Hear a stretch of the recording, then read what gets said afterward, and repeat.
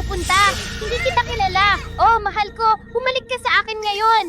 Nag-aalala si Lola. Narinig ko ba yung umiiyak na bata? Pasensya na. Nasira namin itong bata. Sige, sige. Alam ni Lolo na galit ka. Dahil lang hindi ka namin binilhan ng laruan? Bibilhan ka namin ngayon. Tumigil ka sa pag-aalboroto. Mainitin ang ulo ng batang iyon. Walang laruan, at ngayon hindi man lang kilala ang kanyang mga lolo't lola. Kung akin yung bata, hihilahin ko siya pa uwi at tuturuan siya ng leksyon. Simple ang damit ng batang iyan, pero napakalambot ng balat niya at pasa ang braso niya dahil sa pagkakahawak. Wala silang pakialam. May mali. Anong ginagawa mo? Bitawan mo ang bata. Sino ka? Pinangangasiwaan ko ang apo ko. Pakialam mo ang sarili mo. Kung talaga siyang apo mo, hindi ba niya makikilala ang sarili niyang lolo't lola? Mabait siya. Tulungan mo ako pakiusap. Sinusubukan nila akong kunin. Apo ko siya. Sabihin mo sa akin, ano ang pangalan niya at ang kanyang kaarawan? Bakit kailangan mong malaman lahat iyan? Binubuli mo ang isang matandang babae. Sinasabi mo na kayo ang kanyang lolo't lola? Bakit hindi nyo man lang masabi ang pangalan niya? Kidnap sa liwanag ng araw, tawagan ng pulis. Huwag kang umiyak. Wala na ang masasamang tao. Ano ang pangalan mo? Hayaan mo akong ihatid ka sa bahay. Leo, saan ka pumunta? Hinahanap kita kahit saan. Sino ka? Muli? Tigilan mo na. Ama ko siya. Sino ka? Talagang tatay ko siya. Talaga ba siyang tatay mo? Akala ko kidnapper ka rin. Pasensya na. Tatay, kanina lang dalawang masamang tao sinubukan akong kunin. Siya ang nagligtas sa akin. Maraming salamat. Tumawag ako saglit at ang sumunod, wala na siya. Okay lang. Tiyaking bantayan mo siya. Puno ang palengke. Maraming kahina-hinalang tao. Nagmadali ako ngayon, kaya daraan ako. Harper, gusto ka ng magulang mo sa bahay. Bilisan mo, may apurahan. Naku, maaaring may nangyari kay Lola?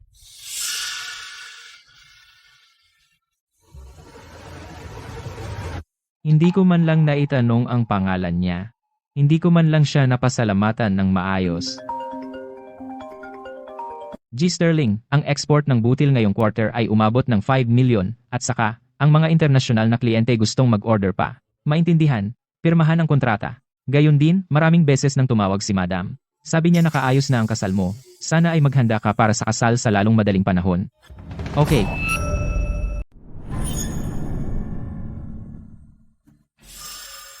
Tay, inuwi mo ako ng madalian. May problema ba? May sakit ba si Lola? Harper, ang pamilya Marcos mula sa bayan ay dumating upang manligaw. Gusto ni Chloe iyon, pero ilang taon na ang nakalipas. Si Martha ay gumawa ng kasunduan sa pamilya Sterling mula Oak Haven. Ngayon ay dumating na rin sila. Nanay, tatay, Ayaw kong magpakasal sa pamilya Sterling. Siya ay isang lugi na magsasaka na may pasanin. Kung pakasalan ko siya, magiging katatawanan ako. Oh, sinta ko.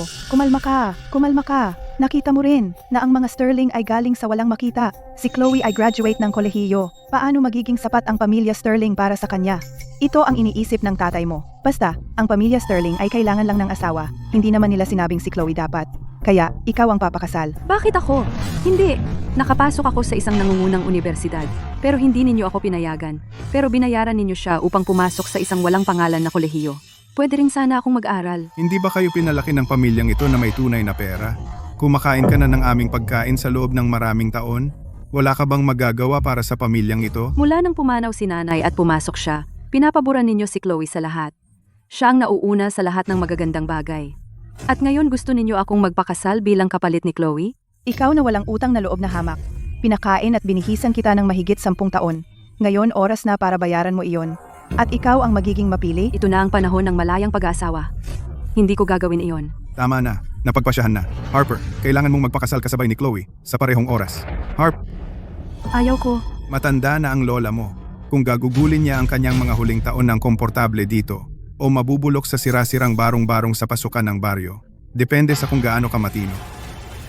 Nanay, ang galing mo? Alam mong pinakamahalaga kay Harper ang matandang babae na iyon. Perpekto. Hayaan mong magdusa si Harper. At makakapag-asawa ako sa pamilya Marcos ng may karangyaan. Boba, sino pa ang aalagaan ko kundi ikaw? Ikaw ang tunay kong anak. Yung bobo mong ama wala pa ring alam. Buntis na ako sa iyo noong pinakasalan ko siya, at hindi niya ito nalaman. Pinayagan pa niya ang sarili niyang tunay na anak, magpaalipin sa amin sa loob ng mga dekada. Nararapat lang sa kanya. Nanay, ang tunay kong ama ay hindi. Sasabihin ko sa iyo mamaya. Ito lang ang natitira kay Harper na iniwan ng kanyang yumaong ina. Ilang taon na ang nakalipas, nagsinungaling ako sa kanya, at sinabing ninakawan tayo. Sa totoo lang, inipon ko ito bilang dote mo. Salamat, nanay.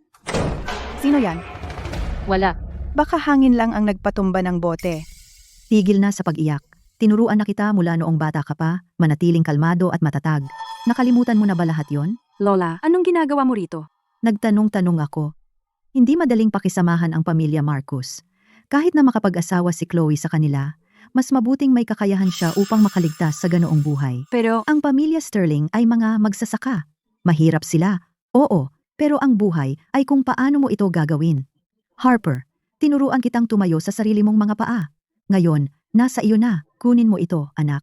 Ito ang dote na inipon ni Lola para sa iyo. Kapag nakarating ka sa kanyang bahay, huwag mong hayaang maliitin kanila. Lola, kung aalis ako, ano ang gagawin mo? Huwag kang mag-alala. Kaya ko ang sarili ko. Mag-focus ka lang sa pagbuo ng sarili mong buhay. Yun ang pinakamahalaga. Lola, hintayin mo ako. Babalikan kita.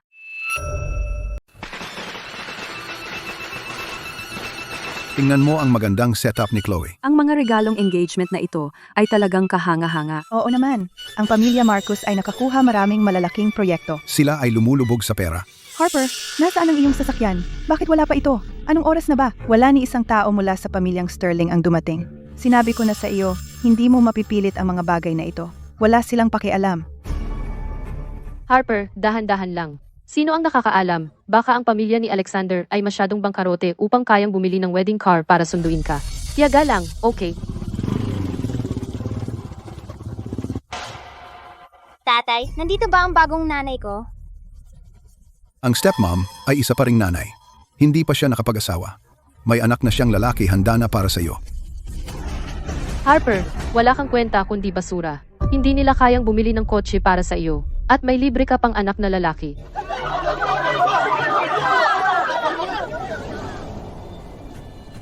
Tatay, yun ang mabait na babaeng sumagip sa akin. Halika, uwi na tayo.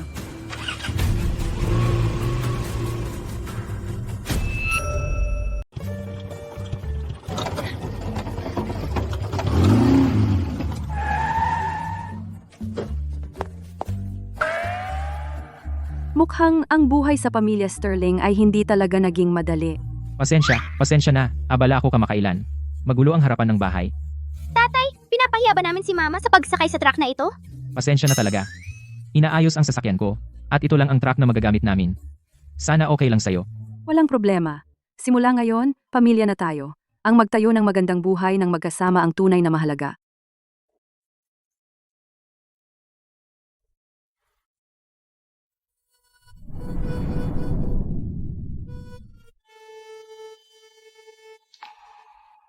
Mama, talaga na bang mama kita ngayon, di ba?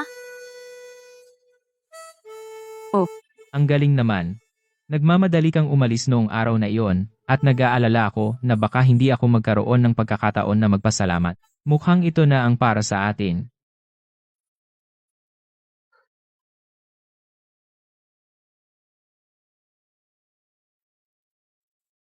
Kung ano man ang nasa loob, paraan nila iyon upang ipakita na nagmamalasakit sila. Kailangan kong magpakitang masaya ako tungkol dito. Mama, tingnan mo! Akala ko bang karote na ang pamilya Sterling? Ito.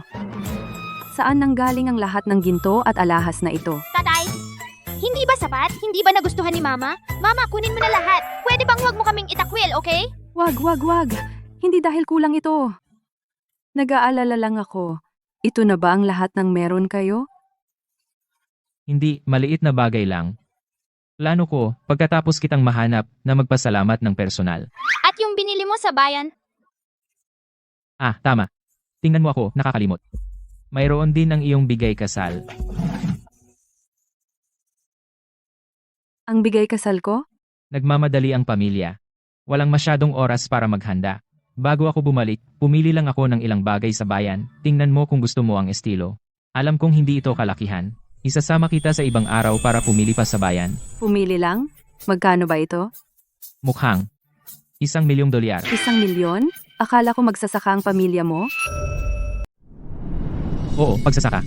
Lahat ng mga burol at bukid na ito pag-aari ng aming pamilya. Ngayong kasal na tayo, mula ngayon, lahat ng nasa bahay na ito, sayo na lahat. Ikaw ang magdedesisyon. May 500k sa card na ito, gawin mong baon. Babaon? Ibig mong sabihin 500k na baon? Kulang ba? Syempre hindi. Kung konti lang ang ibigay mo, iisipin ni nanay na kuripot tayo at aalis. Ako, Hindi kita sinusubukang pagkaitan, dahil lang hindi ako lagi nasa bahay, kaya wala akong ideya. Ang card na ito ay lahat ng ipon ko. Gastusin mo ng malaya. Huwag kang magpigil. Diyos ko, ang pamilya Sterling ay hindi talaga pamilya ng magsasaka. Sobrang yaman nila. Leo, alam mo ba kung saan ang alak pangluto? alam ko, gamitin mo ito.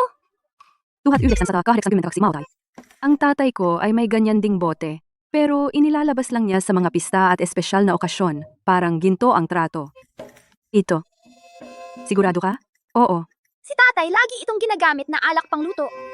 Sige, marami pa tayo sa bahay. Matandang Mautay, isang bote ay mahigit 100k. Bakit ang dami dito? Handa na ang hapunan. Masyado akong abala lagi, hindi ko nagagawang ayusin ang lugar. Ngayong inayos mo na, ang ganda na ng bahay. Ayos lang. Mula ngayon, ako na ang bahala sa mga ito. Tatay, mula ngayon 3 na tayong pamilya. Anong oras na? Bakit hindi pa handa ang hapunan? Gusto mo kaming magutom? Akala ko ang mga asawang probinsyano dapat ay masisipag. Ba't wala kang magawa? Nanay, Ako ang gumawa ng hapunan na ito. huwag mo akong tawaging nanay. Hindi ka man lang marunong magluto at tatawagin mo akong nanay? Bilisan mo. Chloe, nasaan ang tubig panghugas ko? Bakit ang tagal mo? Darating na. Ang nakakainis nito. Sa bahay, hindi man lang ako naghugas ng kahit isang pinggan, pero ngayon, ako ang kanyang kasambahay. Ma, ano yon? Busi ako. Chloe, narinig ni nanay, may malaking among nagtatayo ng resort sa baryo natin. Malapit nang magsimula ang pulong ng pamumuhunan. Si Jason ay may construction crew, di ba? Kailangan mong ipakuha sa kanya ng bidding spot para sa atin. Akala mo ganoon kadali? Mahirap kalugdan ang pamilyang ito. Kailangan mong magsikap pa. Gamitin mo ang pillow talks. Yumakap ka ng konti. Oo siya, ang pamilya Evans aangat sa mundo. Nakasalalay lahat sa'yo. Si,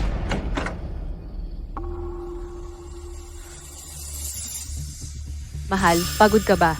Hayaan mo akong imasahe ang balikat mo. Kalimutan mo na, mas mabuti pa rin kaysa kay Harper na nag-asawa sa buhay bukid. Ang lambot ng telang ito. At imported pa. Hindi pa ako nakatulog sa ganito komportableng kama sa mahabang panahon. Bakit ka naguhubad ng damit? Pasensya, pasensya. Karaniwan akong natutulog mag-isa. Titingnan ko si Leo kung tulog na siya.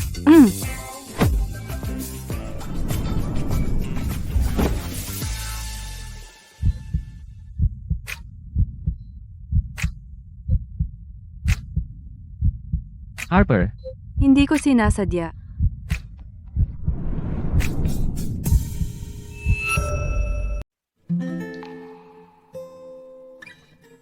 magulo ang buhok mo. Sa 3 araw, unang uwi mo. Malaking araw mo yan. Magpahinga ka ng maayos ngayong gabi. Bukas pupunta tayo para pumili ng regalo para sa mga magulang mo. At ikaw? Matutulog na lang ako sa study room.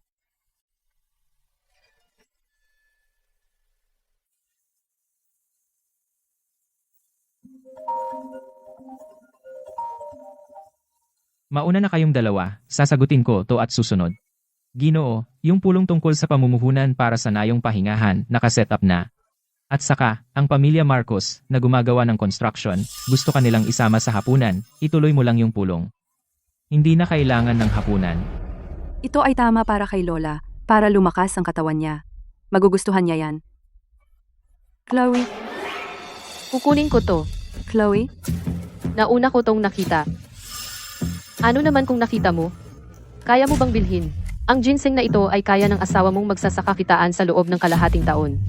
Hindi dumating ang asawa mo ngayon? Huwag mong sabihing ang mall na ito ay hindi pinapayagan ng tricycle, kaya hindi siya makapasok. Mahal ba ito? Pero kaya naman ng allowance ko. Ikaw, bata, ang laki ng sinasabi mo. Lahat ng ito, at ito Ito, balutin niyo lahat. I-charge sa card ko. Bata pa siya. Saan siya nakakuha ng ganoon karaming pera? Sa akin. Anong pakialam mo? Tama na. Hindi sapat.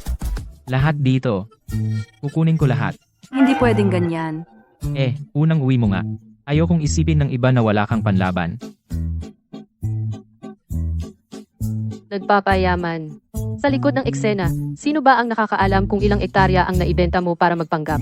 Mahal, bakit hindi tayo? Bakit ang dami mong binili? Tara na.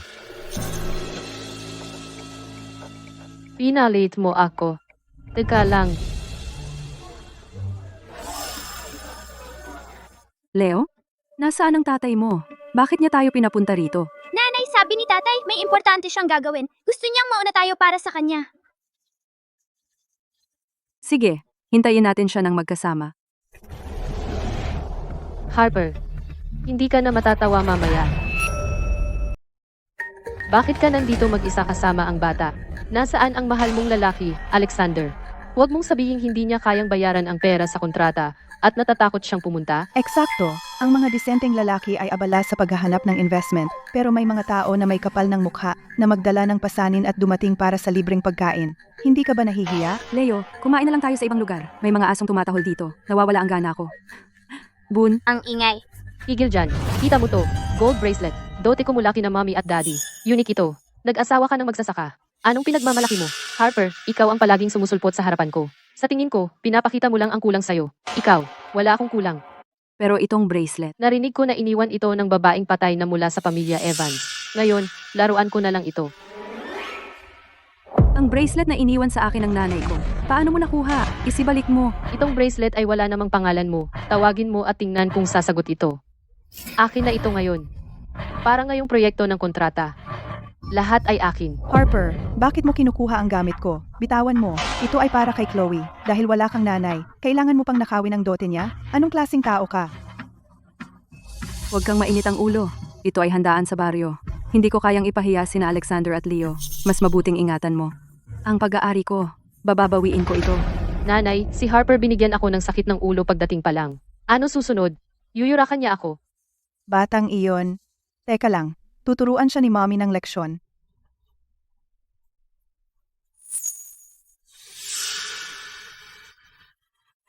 Bracelet ko. Nasaan ang gold bracelet ko? Nasa kamay ko lang dati. Ikaw ang nagnakaw, di ba? Sige, pinalaki kitang parang sarili kong anak at ganito mo ako binayaran? Ninakaw mo pa ang dote ni Chloe. Paano mo nagawa? Nagsisinungaling ka. Di subukan mo na ipalibot kami. Ninakaw mo ba yan? Maghanap tayo at alamin. Ibalik mo ang bag ko. Anong karapatan mo na hanapin ang mga gamit ko? Masamang babae. Huwag mong kunin ang gamit ng nanay ko. Pakawalan mo ang nanay ko. Ikaw na pasaway, kinagat mo ako. Walang nanay na nagtuturo sa'yo ng asal, ha? Pasaway na bata. Akala mo ba talaga siya ang tunay mong nanay? Akala mo kaya niya maging ganyan kabuti sa'yo? Panoorin mo ng mabuti. Si Harper ay isa lang walang hiya na magnanakaw. Chloe, pakawalan mo si Leo. Huwag mo siyang hawakan. Hindi ba ito ang pulseras na ibinigay ko kay Chloe? Gaya ng inaakala ko, natagpuan ito sa kanyang bag. Si Harper ay isang kasuklam-suklam na magnanakaw. Tinabi ko na sayo, lahat ng ginto at seda na nasa kanya. Pustahan ako na lahat ng suot niya ay malamang na ninakaw din. Kaya ikaw pala ang nananakit ng aking asawa? Humingi ka ng tawad kay Chloe, ngayon din. Wala akong ninakaw. Pinaglalagyan mo ako. Malinaw na ikaw ay nagagalit sa iyong buhay. Naiinggit na nag-asawa ako sa pamilya Marcos. Kaya ninakaw mo ang mula sa akin. Mabuti naman ako. Bakit kita paglalagyan? Leo, Leo, Nanay, tulong! Isang babaeng may malagkit na kamay tulad niya ay hindi karapat-dapat maging ina. Tingnan mo ang ginawa niya sa bata. Pinalaki siya ng ganito. Kinakagat ang mga tao sa murang edad, parang halimaw. Ngayon ay tuturuan ko siya ng leksyon. hindi. Chloe, kung gagalawin mo si Leo, sumusumpa ako na lalaban ako sayo. Alalahanin mo muna ang sarili mo. Isang probinsyang magsasaka tulad mo, nakasuot ng seda na ganyan. Malinaw na lahat ninakaw. Tanggalin ang kanyang alahas at damit. Leo, tigil. Tigil. Ang aking asawa ay hindi kailangang magnakaw.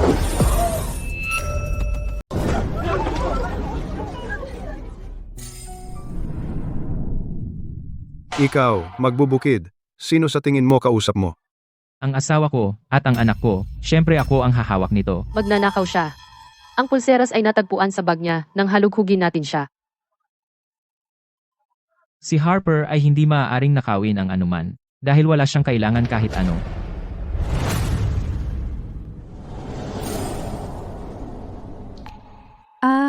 Ano ang ginagawa mo? Sa araw ng kasal natin, hindi ako handa. Pagkatapos mag-isip, kailangan kong bawiin sa'yo. Pero hindi ko alam kung ano ang gusto mo. Kaya binili ko lahat mula sa alahas sa bayan at dinala ko lahat pabalik. Binili mo ang buong tindahan ng alahas sa bayan. Lahat binili? Magkano ang halaga noon? Si Alexander ay napakabait sa kanyang asawa. Para patunayan ang kawalang sala ng asawa ko, napakadali lang, suriin ang mga kamera. Meron? Sa liblib na lugar na ito, saan manggagaling ang mga kamera? Alexander, bobo ka na ba? Saka ka saka? Tawagin ang pulis. Hayaan ng pulis na linisin ang pangalan ko. Tawagin ang pulis sa Oak Haven. Ako, si Jason, ang masusunod. Narito ang ebidensya. Ikaw ang magnanakaw. Jason, di ba? Naalala ko ang pamilyang Marcus ay nagsumite ng kanilang mga papeles sa akin. Sinasabing ininvest nila lahat para maghanda sa bid. Pag-iisipan ko kung ako sa'yo, kung gusto mo pa ring manalo sa Resort Village Project ngayong gabi, hindi pa huli para umatras. Pagdating ng alkalde, huli na para magsisi. Sino ka ba sa tingin mo? Mahal kong manugang? Pumupunta sa iyo ang isang tao? Siguradong nananaginip ka. Itong mabahong magsasaka ay nagpapanggap para sa akin. Tama na. Tumigil ka. Umalis na tayo. Hindi pa ito tapos. Gusto kong humingi sila ng tawad sa'yo. Itong kawawang hamak, anong kalokohan ang sinasabi niya? Bibigyan kita ng huling pagkakataon. Ikaw, Chloe, at lahat ng nanakit sa asawa ko, humingi kayo ng tawad sa kanya at kay Leo ngayon din? At kakalimutan ko na. Puff. Ngayon, luluhod ka at dila-dilaan ang sapatos ko. Harper, luhod at humingi ng tawad sa asawa ko. Baka sakaling patawarin kita. Luhod, NGA yan. Mag-ingat ka. Sakmalin sila. Ipakita sa kanila sa Oak Haven sino ang namumuno.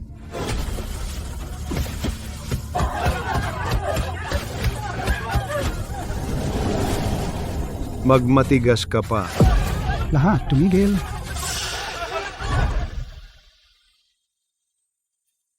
Okay, Sterling. Ayos ka lang ba? Narinig ko ang pulong mo sa pamumuhunan. Sa lungsod ay katatapos lang, kaya nagmadali ako para salubungin ka. Nasaktan ka ba? Alkalde Davis, hindi ba siya isang magsasaka lang? Bakit mo siya ginaganyan? Tumahimik ka, magsasaka? Ang taong ito ang pinakamalaking tagapagtustos ng butil sa lalawigan at ang pangunahing investor ng Resort Village Project, ang kilalang negosyanteng rural, Alexander Sterling G. Sterling.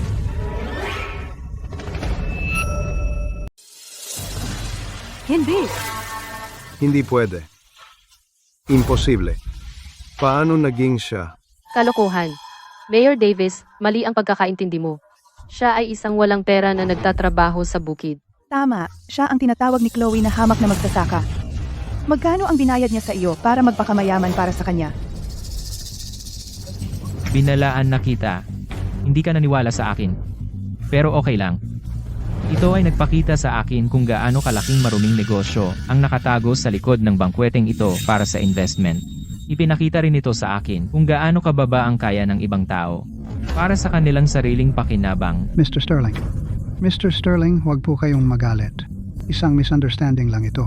Malaking misunderstanding. Jason, Chloe, ang kapal ng mukha ninyo. Naglakas loob kayong mangapi kay Mrs. Sterling at sa binatang amo tungkol sa tender na ito. Huwag na kayong umasa. Wala ka bang utak? Hindi mo pa ba nalaman kung sino si Alexander? Tigilan mo na ang pagpapakatanga. Mr. Sterling, makatitiyak kayo. Aayusin ko ito ng patas. At paparusahan ko sila ng mabigat. Hindi ko hahayaan si Mrs. Sterling at ang binatang amo na apihin. Ikaw. Bakit lagi mo akong ginugulat ng ganito? Pasensya na. Nahuli ako. Pinahirapan kita at si Leo. Nanay, nandito si tatay, hindi na tayo matatakot.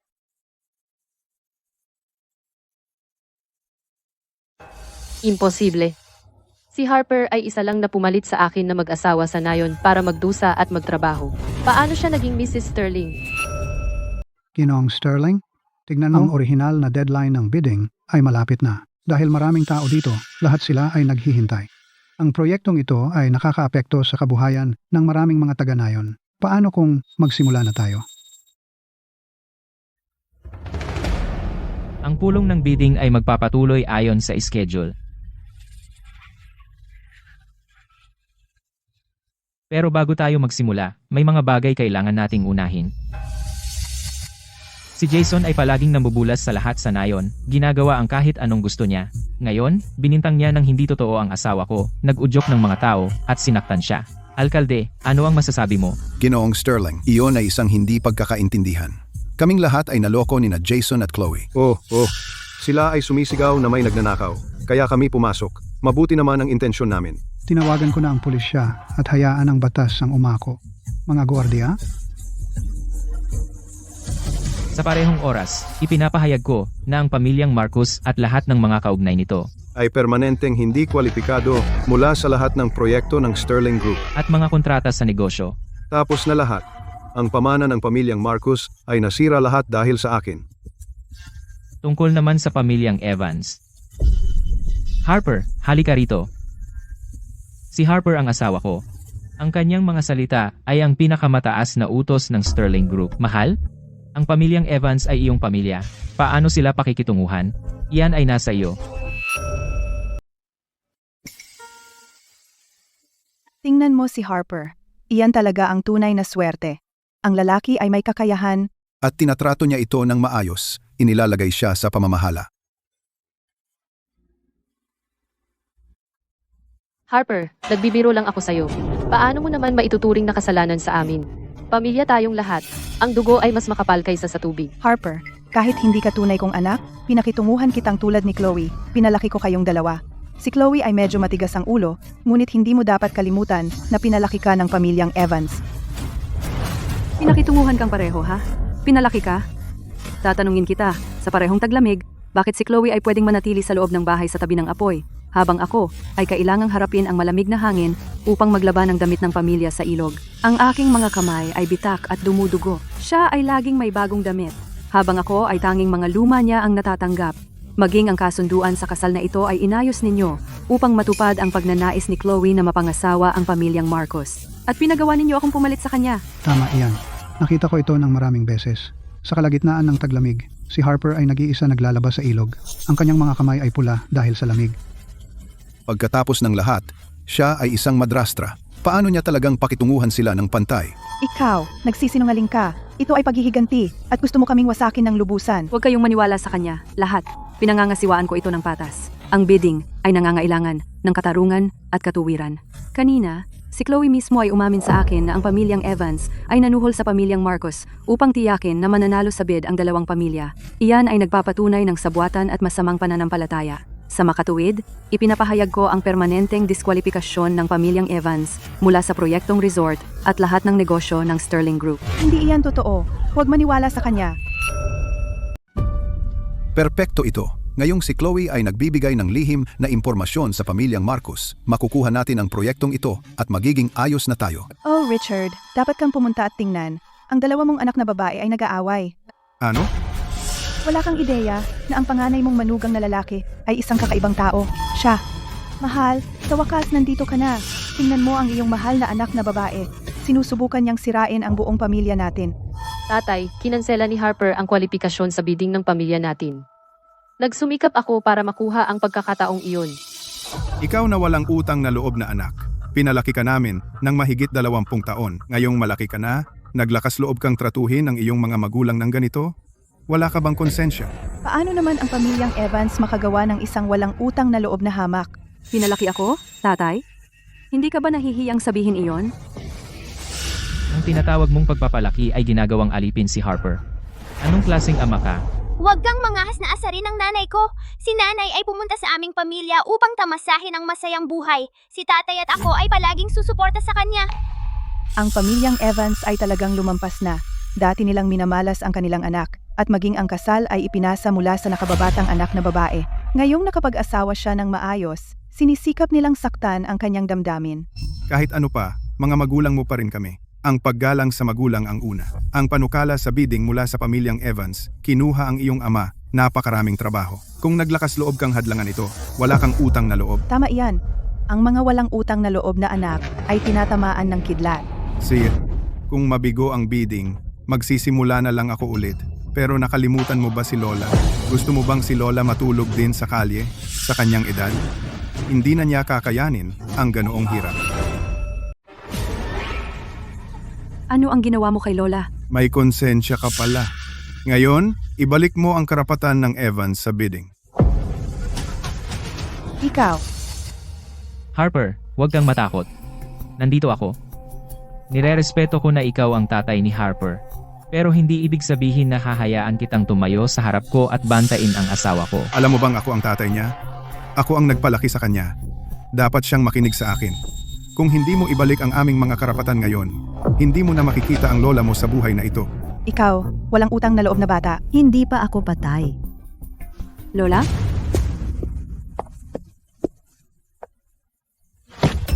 Nay, anong ginagawa mo rito? Kung hindi ako dumating, hahayaan ko ba kayong wasakin ang pamilyang ito?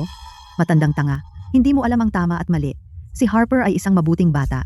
Ang ginagawa mo lang ay gamitin ang kanyang pagiging mapagmahal para mangbuli at pilitin siyang sumuko. Tao ka pa ba? Nay, ginagawa ko ito para sa pamilyang Evans. Hindi mo naiintindihan. Hindi ko naiintindihan? Siya, ngayon ipapakita ko sa iyo kung gaano ka katagal nila itinago sa dilim. Dalhin mo siya rito. Chuck? Hindi ba iyon ang hampas lupa galing sa baryo? Bakit mo siya dinala rito? Anong kinalaman ko riyan? Anong ginagawa niya rito?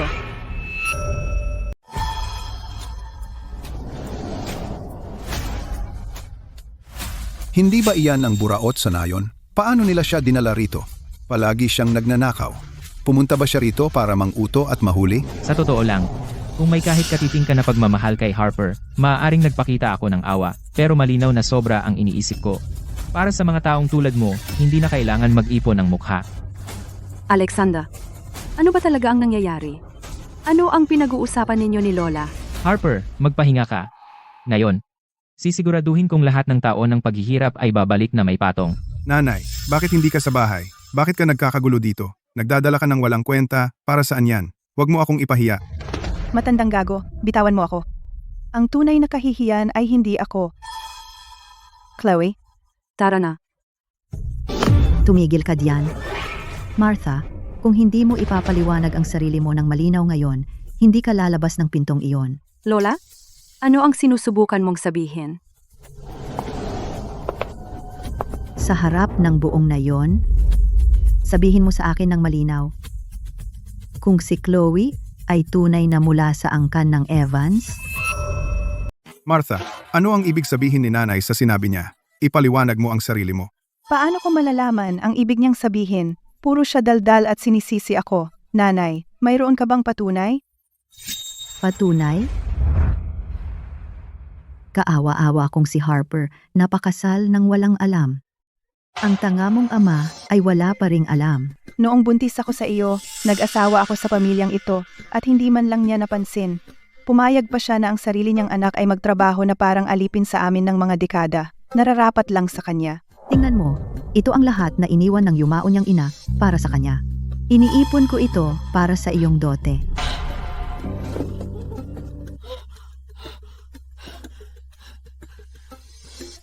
Noong narinig ko iyon, muntik na akong himatayin.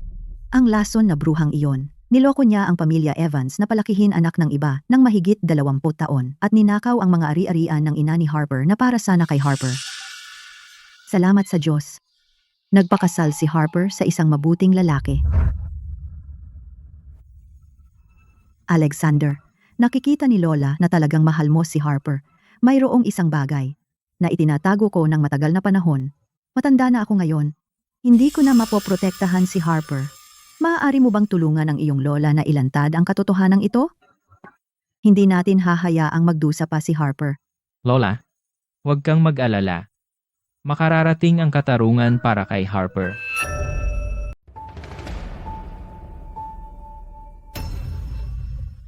Sinasabi mo bang? Hindi ako kadugo ni Chloe? Kaya kanino ba talaga anak si Chloe? Huwag kang maniwala sa kalokohan niya. Nagsisinungaling siya tungkol sa akin. Tay.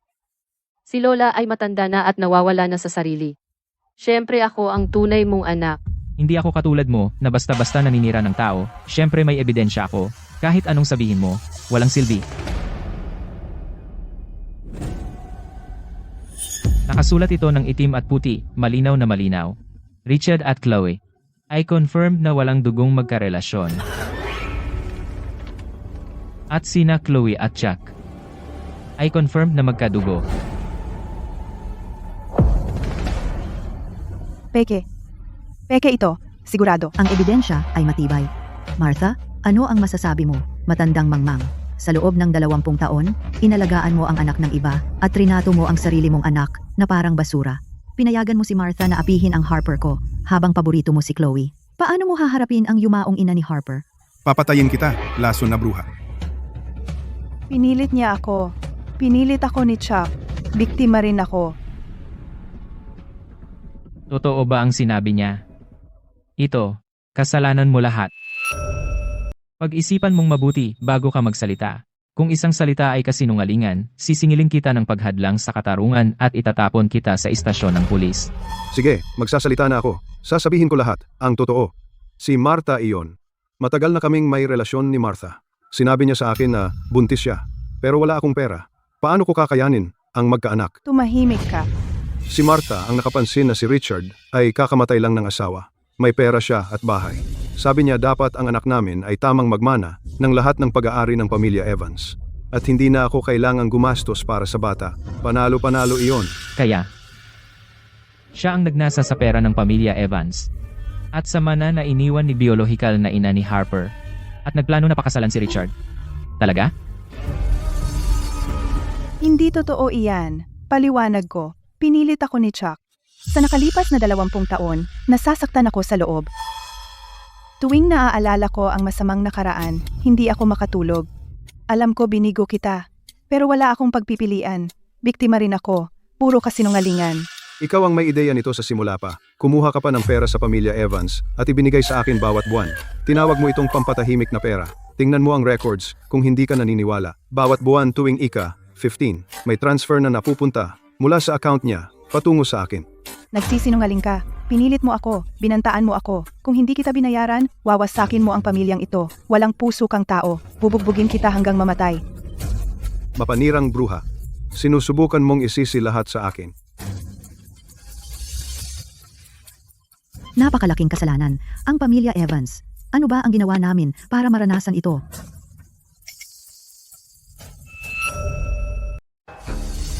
Sa lahat ng mga taong ito, pinalaki ko ang anak ng iba. Hindi, Tay. Hindi totoo iyan. Ako ang anak mo. Si Chloe ay walang kinalaman dito. Isipin mo, sa lahat ng mga taong ito, para kayong tunay na mag-ama. Dati mahal na mahal mo siya. Tama iyan. Hindi ako makapaniwalang gumawa ako ng ganyang katangahan. Maganda ba? Oh, si Chloe ko ang pinakamaganda. Mas maganda pa sa mga bulaklak.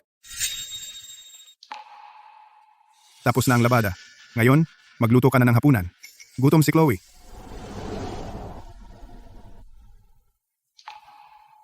Tay, sira ang uniforme ko sa paaralan. Kailangan ko ng bago. Bumili ng ano? Akala mo yata gawa tayo sa pera? Kung sira, tahiin mo. Dapat ayos na iyon, di ba? Sobrang pihikan. Sige, pag-usapan natin ang uniforme mamaya. Magluto ka na ngayon. Harper, nagkamali si Tay sa'yo.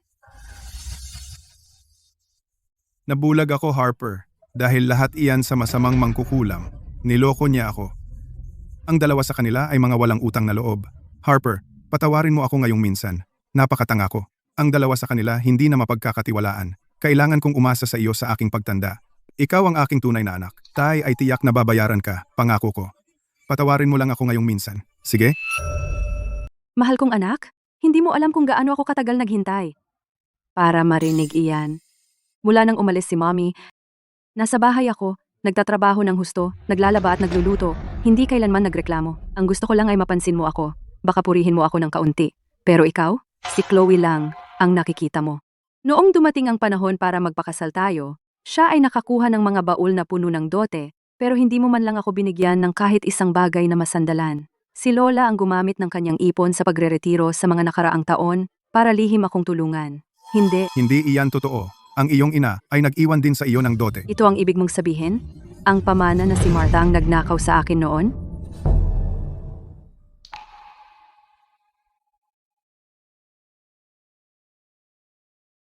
Kita mo? Ngayon ay naibalik na sa iyo, hindi ba? Naibalik? Si Chloe ay maling inakusahan siya ng pagnanakaw ng kanyang pulseras. Sapat na ba ito? Huli na para sabihin ang anuman. Ako, Huwag kang mag-alala, gawin mo ang gusto mo.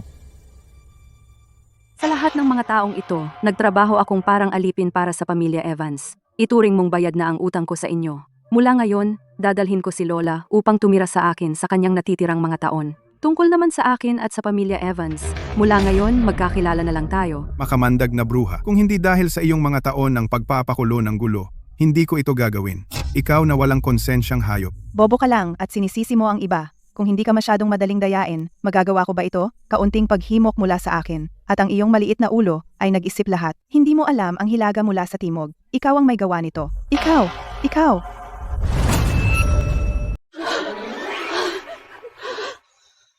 Patay na siya.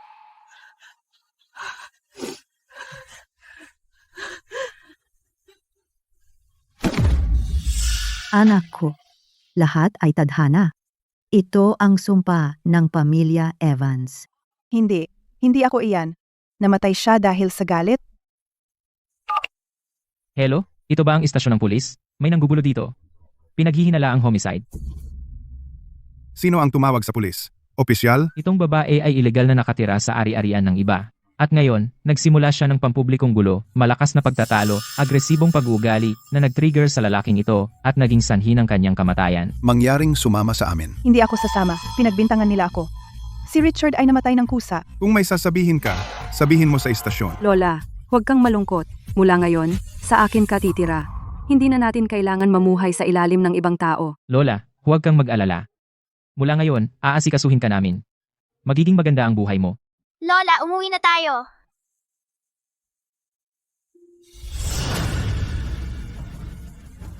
Ikaw ang malas.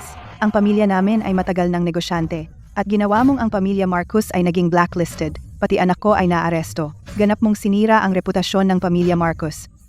Nanay, Huwag mo akong tawaging nanay. Ayaw ko ng manugang na katulad mo. Ang kasunduan sa diborsyo. Pirmahan mo na. Kunin mo ang basura mo at lumabas. paano nangyari ito? Harper, kasalanan lahat ni Harper. Hindi kita mapapatawad.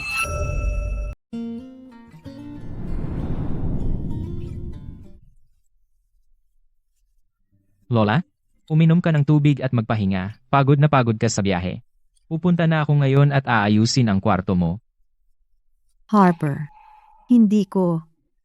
Inakala na mararanasan ko ang kaligayahang ito. Dati marami kang pinagdaanan dahil sa akin. Nakaraan na iyon, Lola. Ngayon, may kakayahan na ako na alagaan ka. Dito ka na, parang nasa bahay ka. Siya nga pala. Kunin mo ito pabalik. Dati, takot akong ilabas ang mga ito, itatapon sila ni Martha, kaya itinago ko sila.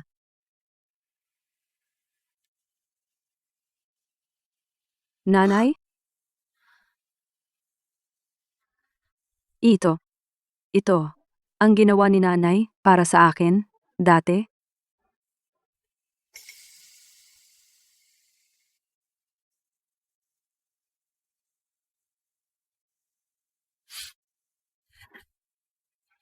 Harper, Ako, nag-aayos lang ako. okay lang umiyak. Sa harapan ko. Hindi mo kailangang maging matatag. Nanay, pupunasan ko ang luha mo. Okay lang ako. Nakikita lang ito. Naalala ko ang nanay ko. Huwag kang malungkot. Simula ngayon, mayroon ka na sa akin, kay Leo, at kay Lola. Pamilya mo na kaming lahat. Kaya kailan mo bibigyan ako ng kapatid na lalaki o babae?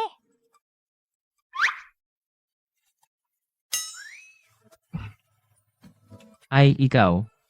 Bakit bigla mong tinatanong iyan? Lola, umupo ka't magpahinga. Ako na ang maglilinis. Tutulungan kita.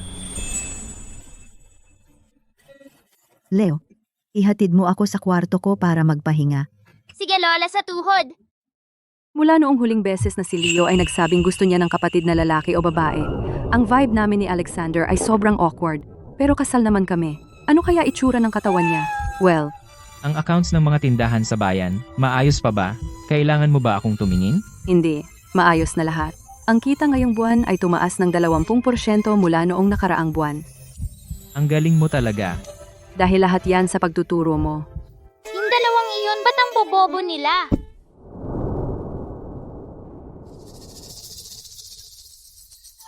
Nanay, tatay, Leo! Anong problema, Leo? Leo? Leo, buksan mo ang pinto at tumigil ka sa kakulitan. wala akong pakialam. Kung hindi niyo ako bibigyan ng nakababatang kapatid na babae, hindi ko bubuksan ang pinto.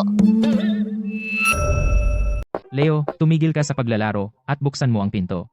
Hindi. Maliban kung mangako ka na bigyan ako ng isang maliit na kapatid na babae. Ang batang ito. Talaga. Harper, sa totoo lang, kasal na tayo. Hindi ba? Ako. Pasensya na. Sa tingin ko, hindi pa ako handa. Okay lang iyon. Masyado akong naiinip.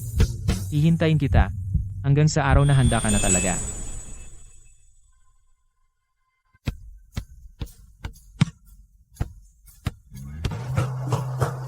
Leo, halika rito.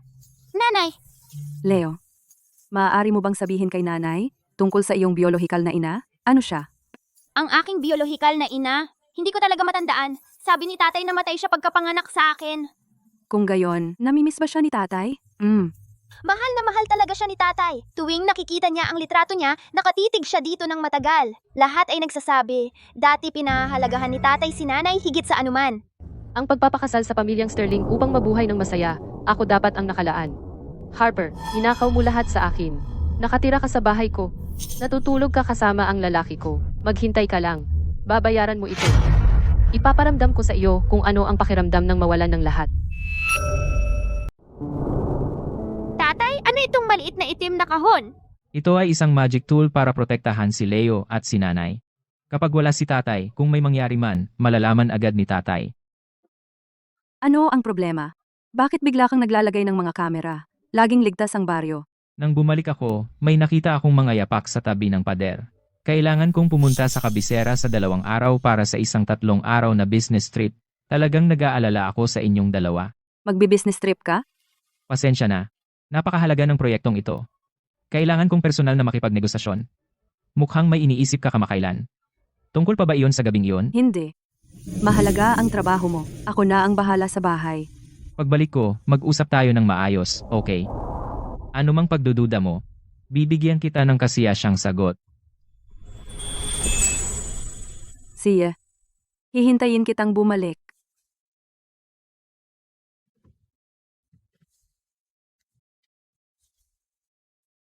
Nanay, kailan babalik si tatay? Malapit na. Babalik siya sa loob ng 3 araw. Sino yan? Mahal kong Harper, hindi mo inaasahan, di ba? Chloe, paano ka nakapasok? Umalis ka. Ikaw dapat ang umalis. Kinuha mo sa akin ang lahat. Ang tahanan ko, ang lalaki ko. Ang magandang buhay ko. Baliw ka ba? Ang trespassing ay isang krimen. Masamang babae, huwag mong awayin si nanay, tulong! May tao ba dyan? Tumahimik ka. Takbo. Pumunta ka sa impyerno.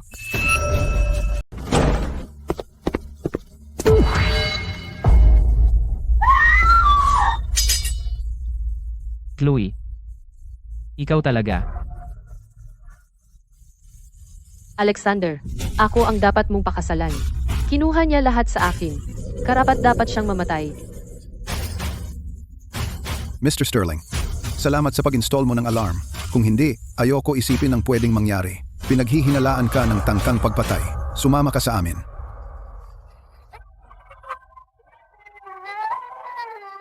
Okay ka lang? May sakit ka ba saan man? Bakit ka bumalik? May masamang pakiramdam ako. Kaya ipinagpaliban ko ang proyekto. At nagmadali akong bumalik magdama.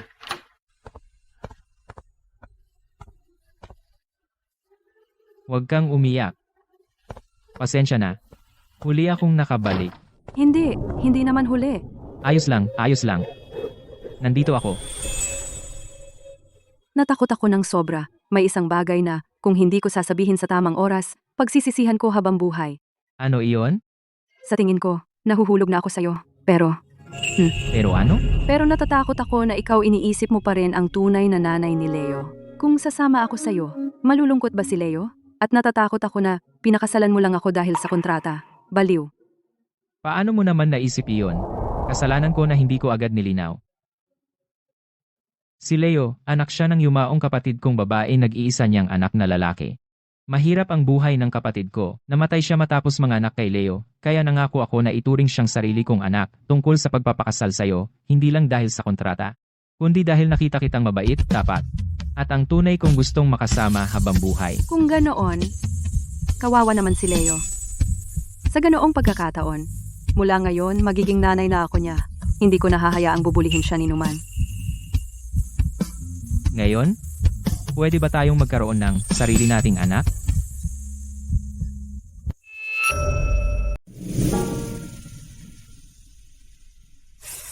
Ay, ang likod ko. Sumasakit ang buong katawan ko. Hindi ka ba maganda ang pakiramdam? Hayaan mong imasahe ko ito para sa'yo. Hindi, okay lang.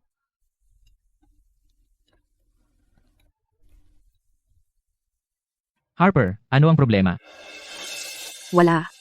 Medyo nasusuka lang. Nanay, may sakit ka ba? Sa tingin ko, hindi iyan sakit. Kung hindi ka maganda ang pakiramdam, pwedeng pumunta tayo sa syudad at magpa-check up. Tara na ngayon. Hindi mo pa ba naiintindihan? Ano ang hindi ko naintindihan? Ako. Magiging tatay na ako. Magiging kuya na ako.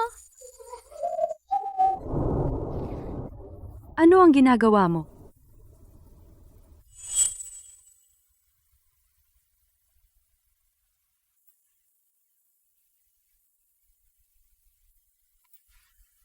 Harper. Lagi kitang may utang na loob, isang tamang proposal.